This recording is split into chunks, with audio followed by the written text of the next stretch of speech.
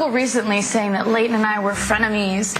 And it's frenemies. Is that the new term? Frenemies? Yeah, we're friends, but we're also enemies. And it's really strange because they always want to pit women against each other. You don't hear about like Penn and Chase hating each other and being jealous and competitive. From getting married on a literal slave plantation to launching a pre-Civil War themed lifestyle blog called Preserve. Like, what exactly are you trying to preserve, Blake? To mocking her co-star for growing up less fortunate than her, Blake Lively has always been problematic. And listen, before anyone comes for me, yes, Blake can be problematic and still not deserve to be sexually harassed. And this is not another deep dive into the Justin Baldoni lawsuit, but what we do need to talk about is how Blake has allegedly spent years mistreating her co-stars and flexing with her nepo baby privilege to silence anyone who dared to call her out. From rumors about her fat-shaming female co-stars, mocking Leighton Meester's rough childhood, and turning the entire Gossip Girl cast against Penn Badgley, this list is long and messy. So buckle up, loves, because I'm about to break everything down. I met Blake a few times through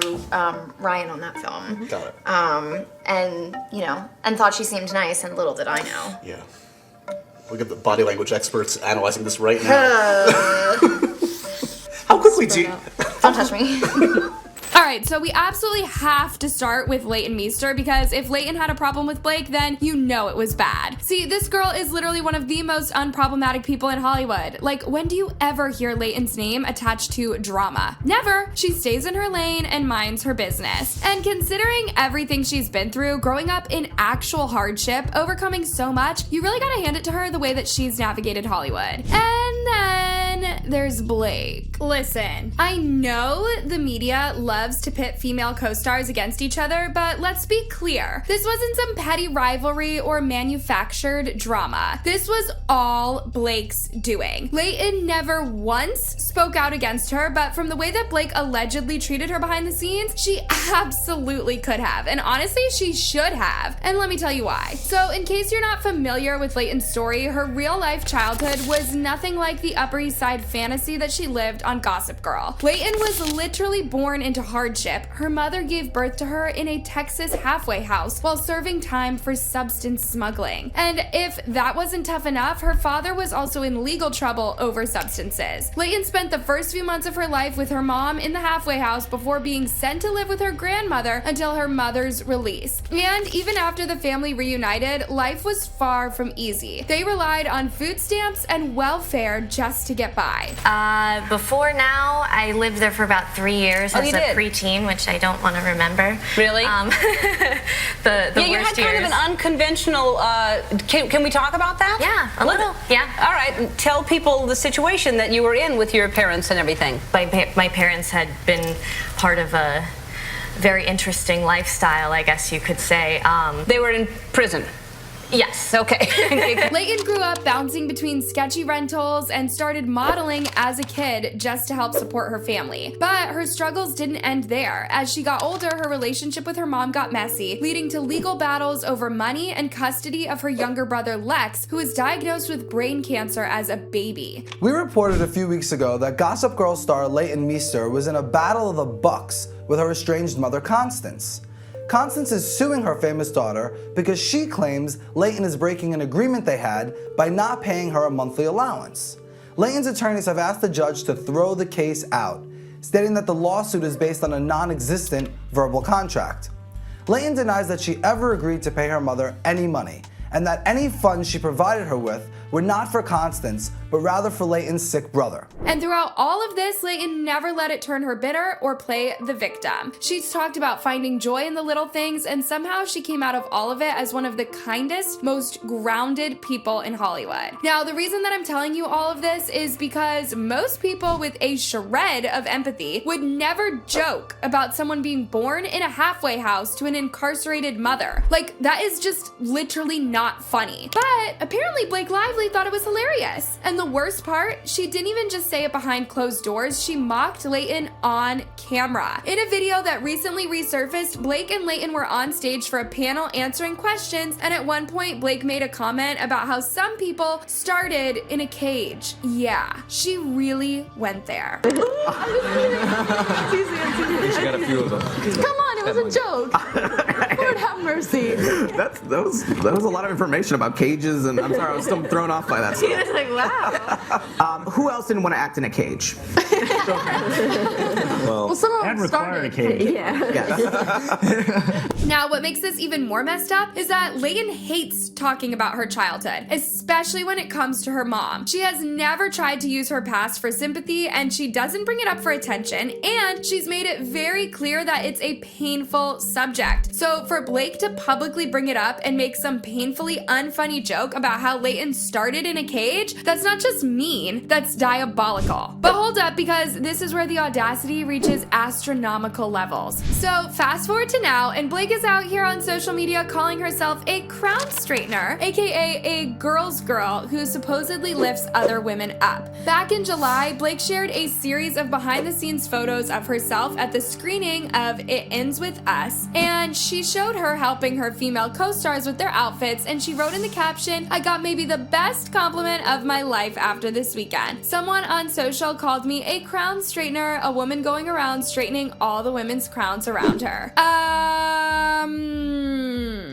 Is the crown straightening in the room with us? Because last time I checked, a real girl's girl doesn't mock another woman for being born in a halfway house. A real girl's girl doesn't publicly humiliate a co-star over something deeply personal and traumatic. And yet, here's Blake patting herself on the back like she's some feminist icon when she's literally spent years being mean to multiple female co-stars. And that brings me to another one of Blake's co-stars, America Ferrera, who starred with Blake in the 2005 coming-of-age movie, The Sisterhood of the Traveling Pants. See, just like Leighton Meester, America is not someone who gets caught up in petty Hollywood drama. She is respected, she is talented, and she has been in this industry for decades without a single scandal to her name. She is the kind of actress people love working with, professional, kind, and genuinely supportive of other women. So when Blake first came forward with her allegations against Justin Baldoni, America, being the person that she is, initially showed her support. But now reports are surfacing that 20 years ago when they were filming Sisterhood of the Traveling Pants, Blake was insufferable to America. And worse than that, she allegedly fat shamed her. What's crazy is that Blake, who is now claiming that Justin Baldoni body shamed her on the set of It Ends With Us, is the same person who allegedly made cruel comments about America's weight on set. And while America has never publicly accused Blake of anything, industry insiders have been whispering about it for years. Besides that, there is a video floating around where Blake and America are being interviewed while promoting Sisterhood of the Traveling Pants, and Blake, as she always does, completely takes over. And while America wasn't able to get a single word in because Blake was dominating the conversation and making the whole thing about herself, America's body language and face said everything. America Ferrera and Blake Lively stopped by Good Day LA, and the conversation quickly turned to Gossip Girl, like all conversations do now. That's when Miss Ferrera and I forged our own Sisterhood of the Traveling contempt for Gossip Girl. Surprised how much hasn't happened. You know, at the end of the first season, I was like, okay, well, what happens now? But we have a few more characters already in the beginning of the first season that come in and mess up our lives even more. We start in the Hamptons, which is a staple of New York socialites that you haven't yet seen. And, you know, we all kind of dated each other, so we have to date more people or each other's parents and The side-eye, the uncomfortable shifting, yeah, America was over it. And looking back at that moment now, knowing what we know, it hits different. Now, America seems to be the type of person who always sees the good in people and does not start any kind of drama. But if there's one person who was never here for Blake's nonsense, it was Anna Kendrick. See, if you know anything about Anna, you know that she is sarcastic AF and she has zero problem matching energy. And apparently, Miss Blake did not like that. While filming A Simple Favor, insiders claim that Anna and Blake did not get along because Anna wasn't about to sit there and let Blake steamroll every conversation like she usually does. Blake has this thing where she needs to be the center of attention, and when Anna would clap back with her usual sarcastic humor, Blake could not handle it. See, Anna is naturally funny, but Blake consistently fails at sarcasm, and it always comes across as rude. There are multiple clips of Anna and Blake promoting A Simple Favor where you can just feel the tension. Blake is trying so hard to keep up, but Anna's just effortlessly witty, and you can see that Blake is getting annoyed annoyed. It's giving big mean girl energy, like she's mad that someone finally isn't bowing down to her. Let's talk about your relationship. Was there a relationship before this film? Did you guys know each other? Did you meet at a fancy George Clooney party? I imagine this is what I imagine in my brain. Movie We stars met at a meet. non-fancy George Clooney party. Is there such a thing? One of the really shitty casual ones, ones. In a basement somewhere. Yeah. He's really letting himself go. Well, I met Blake. I worked with her husband Ryan several years ago, so I met Blake a few times through Ryan on that film. Got it. And you know, and thought she seemed nice, and little did I know. Yeah. Look at the body language experts analyzing this right now. How quickly do you... Don't touch me. Any, through the years, have you ever been up for the same role, to your knowledge? I mean, we're exactly the same type, so yeah. I mean, I assume that Blake has lost many roles to my glamour, beauty, and elegance. When you hear my- sorry about it, Blake. My singing voice, you know, Anna. Oh, it was neck and neck, pitch perfect. If I, Into the if woods. I Last were time. to open my cherub lungs, she boy. wouldn't have a career. So The sacrifices she's made for me. I really have.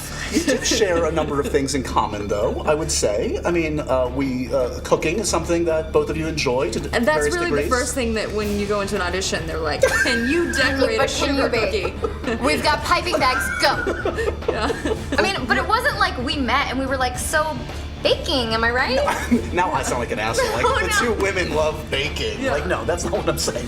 But you do both love a good cupcake, from what I gather. Oh yeah. Are there people who don't? Yeah, that's what I was gonna say. I feel Like, really who doesn't? sorry for them. Yes, that's not the kind of person you want to hang out with. Really awful, unhappy people. Now, if this was your first time seeing Blake and Anna and you knew nothing about them, you would think Anna's the mean girl here, but rewatching it now, after all the Justin Baldoni drama and everything else that has come out about Blake being a straight up bully to her co-stars, it's clear that Anna was actively just setting boundaries. That whole don't even try it energy, yeah, that was self-protection against a master mean girl. And let's be real, Blake had to be jealous of Anna. I mean, Anna is intelligent, actually funny, and well-liked. She has that effortless, razor-sharp wit that Blake and her husband wish that they had. And you can tell that it kills her that she can't keep up. Now, in case you're out of the loop, Anna and Blake are currently promoting the sequel to A Simple Favor called Another Simple Favor. And when reporters recently tried to get Anna to comment on the whole Blake versus Justin Baldoni drama, Anna dodged that question like an expert. Yeah, like so now the other thing I want to ask you, how do you feel like how does it feel like the movie's being impacted kind of by everything happening around going on in the world? Why, what happened? I did ayahuasca and the last year of my life is just gone, but I've heard the movie's amazing. Wait, thank you. And this is why Anna is always 5 steps ahead of any conversation. And meanwhile, Blake just can't help but stick her foot in her mouth every single time. Paul, we really wanted to make this second movie, and I was like, Paul, he wanted to shoot in Capri, and I was like, that sounds amazing, but it's very expensive, and let's just, shoot in Connecticut. That's where the first one took place. I didn't understand why it needed to be Capri, and now I want to live there. I love it so much.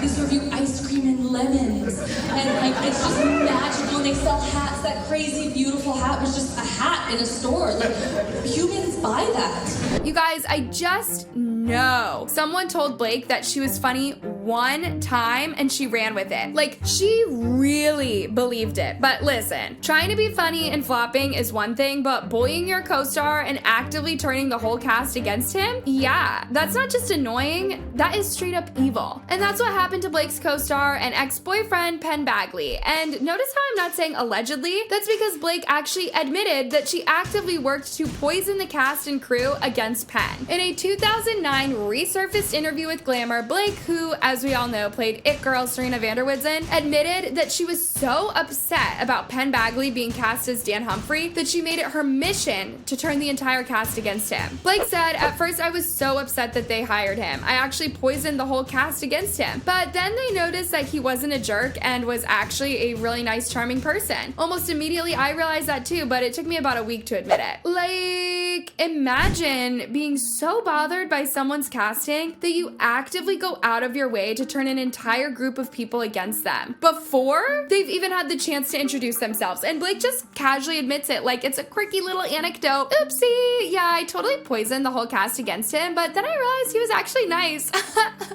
My bad. Now, Penn may be staying quiet about the Justin Baldoni drama, but trust me, he does not have to say a word because his actions are speaking loud and clear. Fans clocked that while Penn isn't out here making statements, he's also not following Blake on Instagram, however. He is following Justin, and apparently they're close friends. On top of that, Penn still follows Leighton Meester. In fact, out of all of his former Gossip Girl co-stars, Blake is the only one Penn is no longer following on IG. But you guys, it's not just Gossip Girl actors who are spilling the tea. Former crew members are now coming forward with their own horror stories about Blake, and let's just say, it is not looking good. A former runner on Gossip Girl told the Daily Mail that Blake gave him the silent treatment after he simply said, "Hi. Unfortunately, my experience with Blake was not good," he told the Mail. "She came across as a bully. When fans wanted to take pictures with them, Leighton was always available, but Blake didn't have the time. With the crew, it was more the way she was speaking to them, like she was a toddler," the former runner told Daily Mail. "If she was not having what she wanted, she would start making a scene, just being disrespectful and rude." Anyways, loves, with all these reports surfacing that Blake was a nightmare to work with behind the scenes, from mocking her co-stars and turning others against them to treating crew members like they were beneath her,